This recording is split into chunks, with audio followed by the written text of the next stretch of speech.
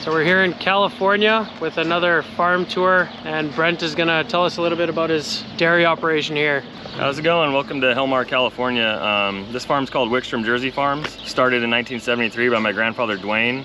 We milk 2,400 head on this dairy on a 60-stall rotary. We also have two other farms, one with two 72-stall rotaries milking 5,600 and another one with a 36-stall parallel. We milk 1,200 there. We farm about 2,500 acres between the three operations to supply wheat and corn silage to our cows. Well, those are some pretty impressive numbers. Yeah, we're not currently milking. We can kind of walk around and look at the free stalls and other facilities and hopefully get back by the time the night shift shows up to start milking. Awesome.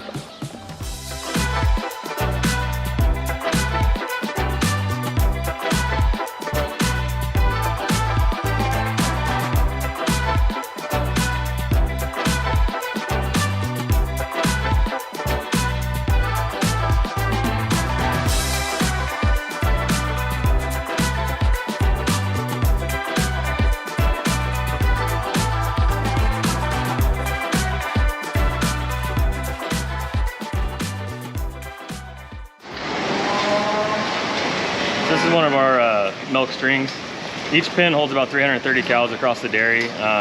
Try to keep mature cows separated from first and second lactation sometimes as much as we can. Everything has headlocks, everything's fed 2 or 3 times a day depending on stage of lactation. Everything's milked 3 times a day, except for fresh cows are 4 times a day. Like we explained, flush comes through 3 times a day to clean the lanes. We clean the feed out 3 times a week and push feed about every hour and a half in these strings, the ones that go into the milk barn. So we have a 60-stall rotary that can do about 400 cows an hour. So each pen takes about 45-50 minutes to milk all 330 cows. We're actually a little crowded. Every pen has like 350 right now, so it takes a little longer, but it's kind of what we shoot for. 45 minutes out of the barn for milking. Awesome. And this is what we like to see. Right there. Taking over the U.S. As I'm wearing an American hat. Perfect. So how long is this freestall barn?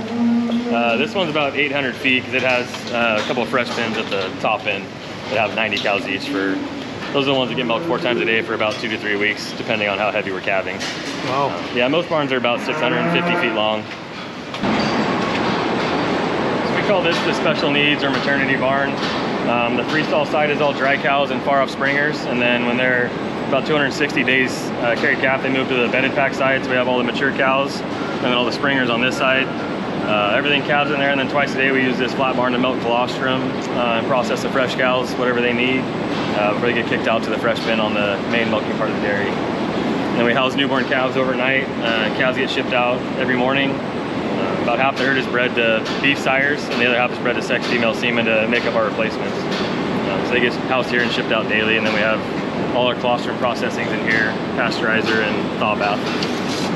So you can see our colostrum bags that Rita just finished pasteurizing and bagged, and those are going to get frozen and used as calves are being born every day. This is the colostrum pasteurizer, so twice a day after all the whatever fresh cows have calved in the last 12 hours get milked, the whole batch gets mixed and pasteurized, and then sampled for quality and IgG levels before being put in bags and frozen. And then as calves are born, we use this thaw bath to heat it up to drinking temperature and thaw out evenly as calves are born. We used to just use the hot water heater, then you burn the outside of the colostrum bag. So this is a lot. I think it's set at 120 degrees. So it's just at the right temperature for the calves that are born. So every barn's flushed. Every lane's flushed 3 times a day with recycled manure water. We'll walk by the processing pit. So everything drains there, gets mixed and pumped out of there for flush. Then once it gets to a certain level, it gets pumped over the screen separators and takes the solids out. And then all the milk barn fresh water kind of thins that out throughout the day. So it's not just getting diluted down with manure solids. And how many times a day would this alley be flushed? Every alley is 3 times a day. So we try to do it, all the cows are milked 3x. We try to do it, within an hour before they go to the barn, every milking, as close as we can. Sweet. So yeah, you can see that liquid flowing through. And that's gonna go to the end of the barn, and that's what cleans the alleys out.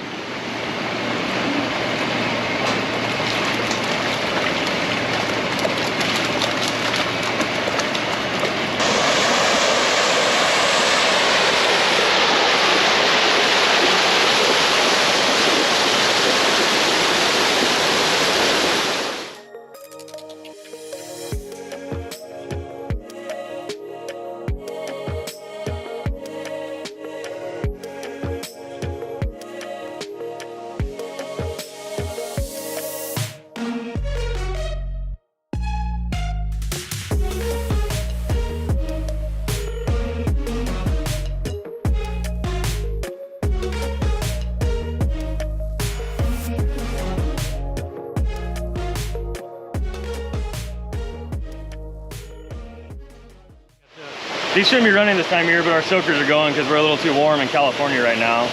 But these are all on timers and temperature control, so the hotter it gets, the more often they run, usually on for about 30 seconds at a time. And then they pair with our freestall fans to get the evaporative cooling we want on the cows throughout the summertime. Awesome. So yeah, I can see right behind the feed rail there. Yeah. Been spraying water.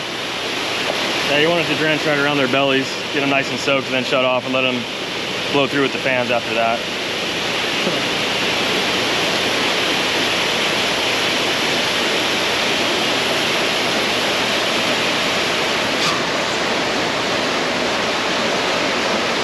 Yeah, so this is right at the back of the dairy. You can see the processing pit where I was saying where all the flush manure ends up and gets pumped back out. So you can see the lanes behind us where the flush goes down to the end of the barn and then comes an underground pipeline back to the processing pit where it gets blended with agitators and either pumped over the separating screens or from the pump back out to the next flush lane to clean the next bin. And that cycle just repeats 3 times a day and keeps getting more water added to it to keep it thin. Awesome. And that would be water that was used for the wash cycle in the parlor? Yep, yeah, so we recycle all the water from the parlor and all the soaker lines all drain to this area, and that all ends up either back on the flush lanes or into our holding pits behind us, and that gets used for crop irrigation, for nutrient management and all that throughout the year.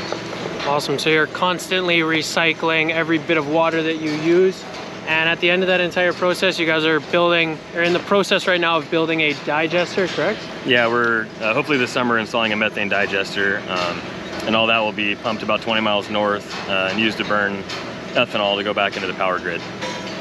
So I've always heard this stat, every gallon of water on a dairy gets used 7 times. I'm not sure how to prove that on a dairy, but you can see the water just keeps going in circles and then either ends up as fertilizer or back being in the barns to clean the cows. So yeah, pretty exciting that we can just keep that water in a cycle and keep reusing it as much as we can. Cool to see. Another project we have going right now, this whole field is going to be a solar array. Hopefully this April or May will be installed, and it'll be tied directly into our milk barn and our separation system in the back to offset all that power usage. So a lot of renewable energy and stuff going on in California, I guess. Yeah. Electric mixers and methane digesters and solar panels. Bunch of hipsters, man. Yeah, exactly. I'm gonna grow my hair out. Yeah.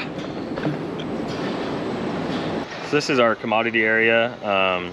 We make all our own premixes on farm except for our milk cow mineral. So you can see the several premix bays and then all the ingredients in between, from cottonseed, rolled corn, ground corn, almond hulls, which are pretty prevalent here in California.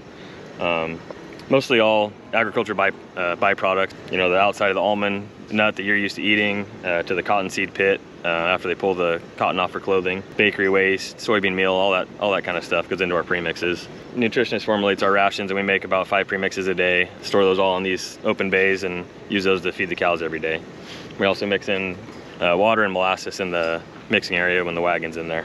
And we're also in the process of putting in 2 electric stationaries to cut our diesel usage in the next hopefully 6 months. Have that installed and just be a little bit more efficient with all the regulations we're dealing with in California. So you say you have a pit, is that what's right there?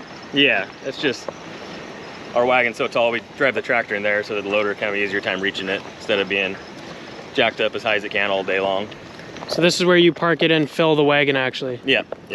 That's cool. And then it's got all the water and molasses hookups right over the wagon, so it doesn't have to move after he loads the dry ingredients in. He opens the valve and puts all the wet ingredients in right on top of it while it's finishing its mix.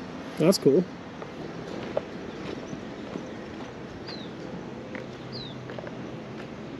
You can also see around it, we try to keep our silages as close as we can to be efficient with the loading process. We got our corn silage right here, and just on the back side of the commodity barn we have our wheat silage pile. And then on the far end, the next corn silage pile we'll go to later this summer. Wow. Yeah, it's just a high energy source for the cows. So if you pick a cotton ball off the plant, it'll just be the center of that. It's the pit right in the middle of it. Yeah, that's one thing we notice. Everyone's pretty proud about feeding the byproducts that would otherwise go to waste out here. Yeah. Because there's so many different crops grown out here in this valley, and stuff like this can be fed to cows to make milk. Yeah, a lot of dairies farther south than here that are closer to the citrus producers, they feed just cold citrus that didn't quite make grade to be sold to the consumers. They'll feed just a pile of oranges to their cows, or actually other dairies feed candy waste, so Snickers bars in a pile, and cows really like those products, but we don't get those in our area. That's interesting. So this is the whole almond product. So the part you're used to eating is the nut, which is inside the shell. So the shell is kind of the hard interior coating of the nut. There's no nut in this one. So that'd be the shell, and we use this byproduct for bedding the cows in our compost barns and bedded packs. And then on the outside of that is what's called the hull. And this is a high protein feed that we feed the cows. It's more soft and you can actually chew it. It's almost like beef jerky consistency. So all three parts of the almond get used either for humans, cows, or bedding.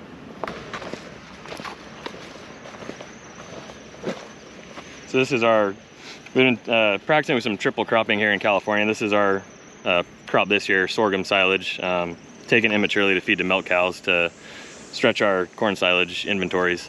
We also do our wheat silage in the springtime. We take a good portion of that in the boot stage to be more digestible for milk cows as well. So kind of sorghum in the fall and winter, boot wheat in the spring and summer, along with our corn silage of the milking strings. What would you compare sorghum silage to? Like, I've never seen this stuff before. Is it kind of like barley or alfalfa or No, corn? it's more similar to like a wheat. It Okay. almost looks like wheat in the field. Yeah, Okay. It's just a different variety. Sweet. Grows better in the late fall. Right on.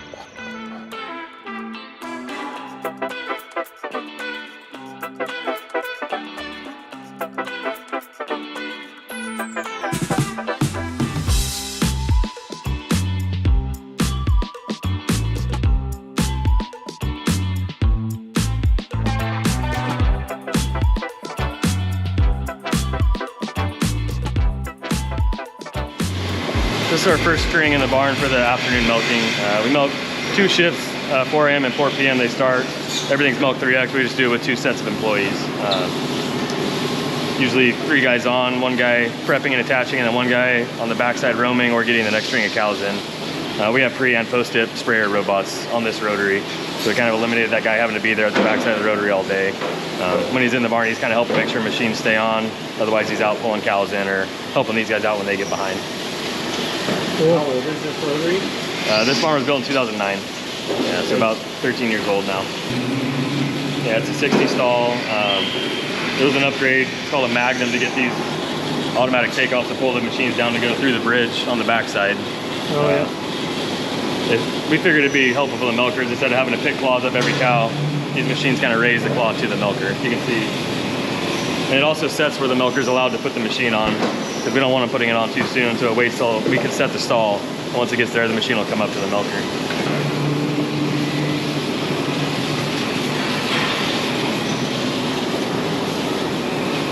You'll see, once it starts spinning, you'll see right here, it'll bring that machine up to the milker to attach.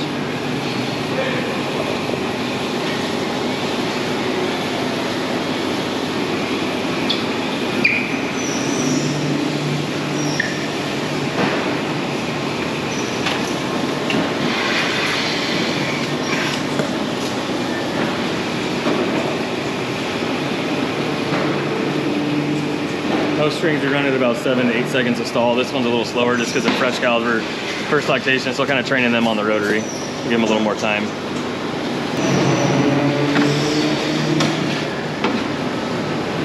You can see T1s we put in about 6 months ago. Iodine pre and post dip.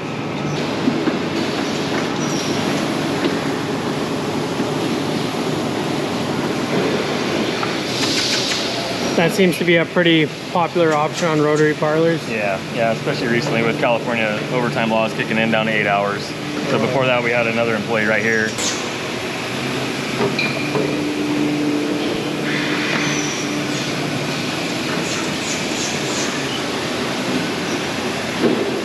We also have RFID and milk meters in this barn, so you can see the cow IDs on every stall as they come through the entrance.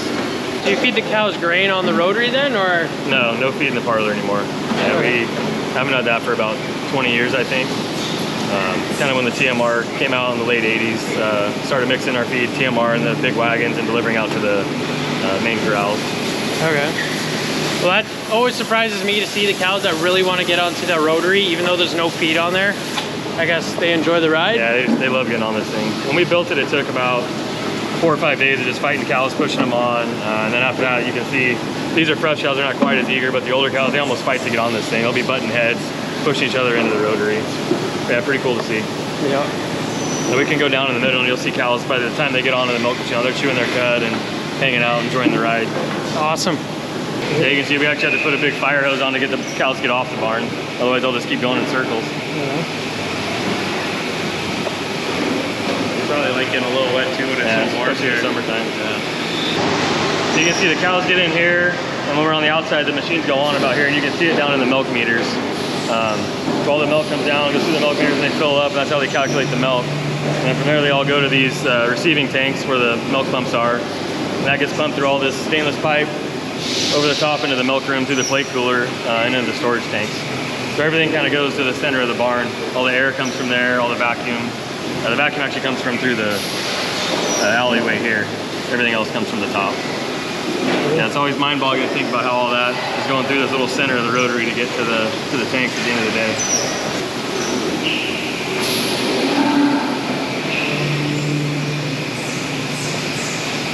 This is where all the milk comes from overhead into the receiving tank, through the filters and plate cooler, and then into one of the two 7,500 gallon storage tanks. And we ship about 3 of these tanks a day on average, so we need a little more space, but as long as the trucks show up, we stay ahead of the game. So yeah, like I said earlier, the dairy is called Wickstrom Jersey Farms. My grandpa built this dairy in 1973. He started in 1969 on his own on a rental place down the road, and then bought this and built his own facility.